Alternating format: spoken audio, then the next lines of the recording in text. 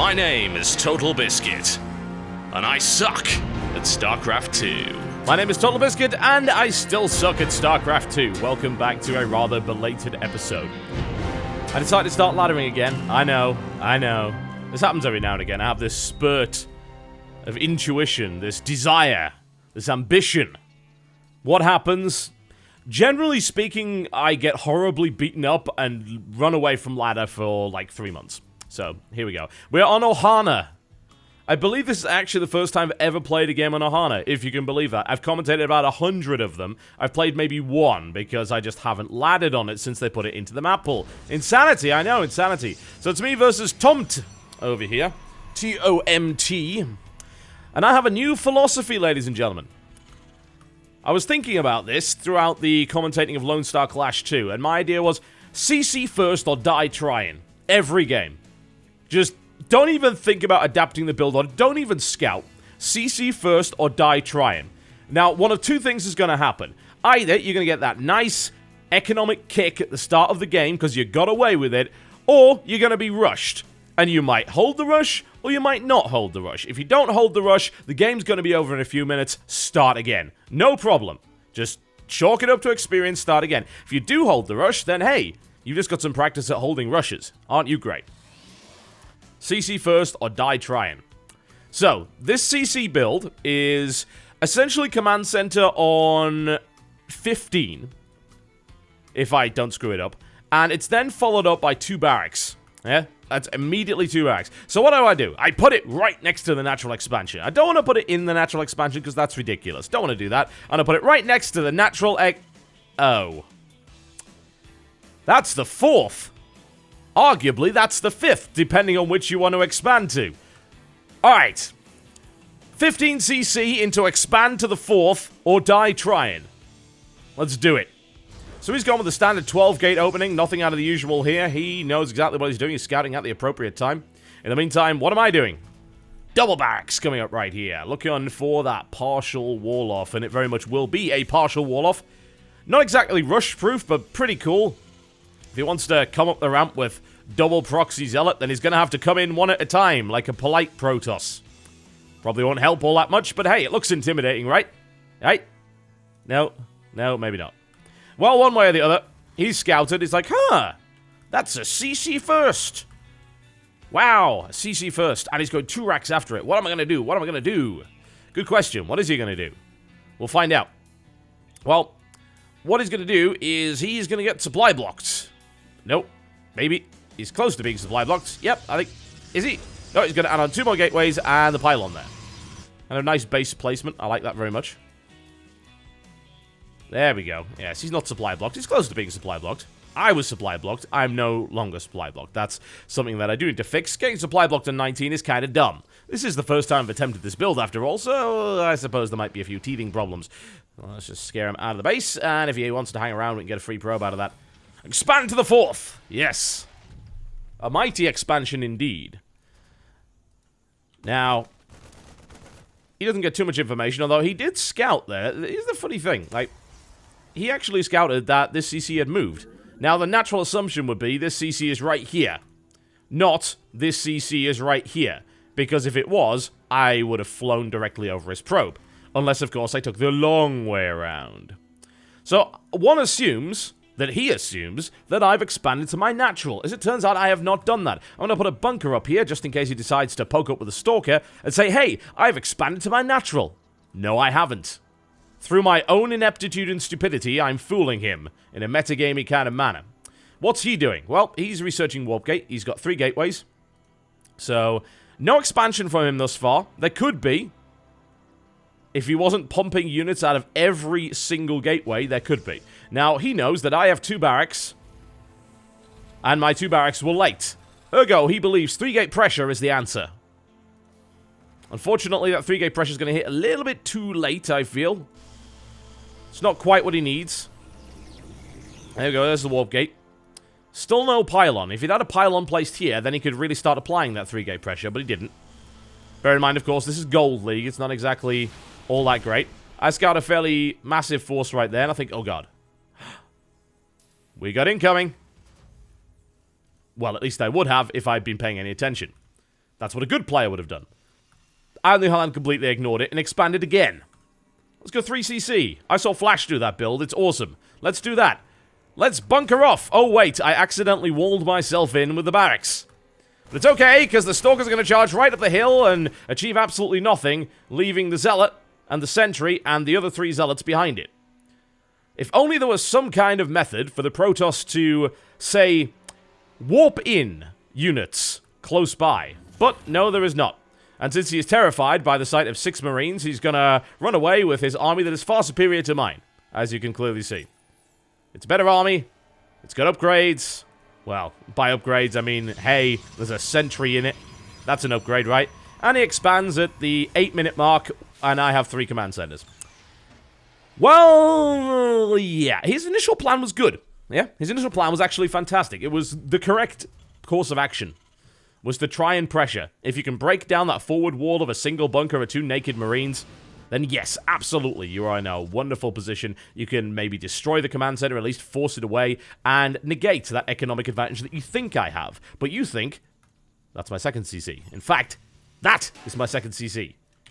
You know nothing about it. Absolutely nothing. I would not recommend this strategy, quite frankly, to most people, because it's quite silly, and it shouldn't have worked as well as it did.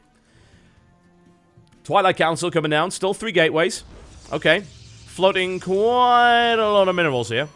Unnecessary. He could certainly be... Well, he can't be warping in units. He could be chrono boosting. He's maxed out in chrono boost there. So, that might be useful. Is he going to chrono boost the Robo? Nope. Not going to chrono boost the Robo. Okay, we're going to have a quick poke up here with this force. See what kind of damage we can do. Target down the Sentry. Alright. Let's do a little bit of stutter step. Yeah. Oh, wait. I'm not firing. That's just dancing. That's not stutter step. It's kind of, sort of, maybe stutter step. No. That doesn't go so well.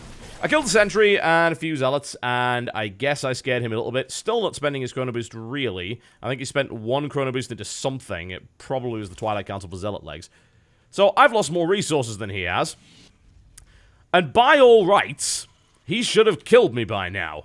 But no, the problem is, he was a little bit too defensive. What does he have to defend against, yeah? In the first 5 minutes of the game, what was he defending against? He knew that I'd gone CC first, so why not attack? Pressure, pressure, pressure.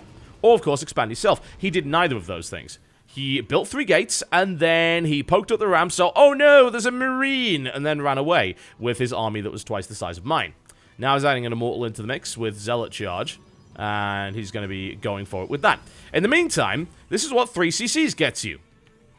Lots of income, looks something like that. We're going to dump all of our mules down on the 3rd base here. Now, I really shouldn't be doing what I'm doing here, which is trying to saturate the natural, but that's just how this game worked out. Generally speaking, what you want to do is take this CC, have it in the main, use it to saturate this, use it to saturate that, assuming that there was a CC there, which there isn't because I'm an idiot, and then, once you've saturated both of those things, you then move out to the 3rd, because what's the point in spreading yourself so thinly? Aha! An assault coming in right here into my very well-prepared defenses. Not too worried about that. This assault was too bloody late. He allowed me to get into macro mode. What really, really weirds me out is that he decided to attack while I was an observer, clearly floating over my numerically superior force. It's like, hey, you know what that is? That's a force of Marines and Marauders. You know what you don't have? Enough stuff to kill that. You know what you're doing? You're using chargelets to charge into a narrow choke point on a ramp against 2 bunkers and a bunch of angry Marines. They're angry because my strategy is terrible and put them in grave danger. Speaking of terrible, as you can see here, these 2 guys were supposed to be getting to work building some barracks. You want to know what happened? They got stuck, because I still haven't broken this wall off yet. Ergo, I'm floating a bunch of money. So let's queue, because that's what really good macro players do. Or alternatively, we can dump down a bunch of supply depots and still need to get rid of all this money. Why can't I get rid of it? First world Terran problems. Alright, currently sitting on 7 barracks. How many gateways? He is on 3. He's going to be on 7 quite soon. I'm about to have medivacs. At least I will if I build them. Yep, building them is a good idea. I actually need a little bit more gas. There we go. Okay. So currently 35 Marines, 8 Marauders. Upgrades are researching, getting +1 armor. What upgrades is he getting? Well, he's actually already got +1 armor. He's going to start working on +2. But what is this? There's a dropship around the side. He's going to play ultra defensive, then I might as well start to try and pick him apart. As far as I'm aware, I already have an economic advantage.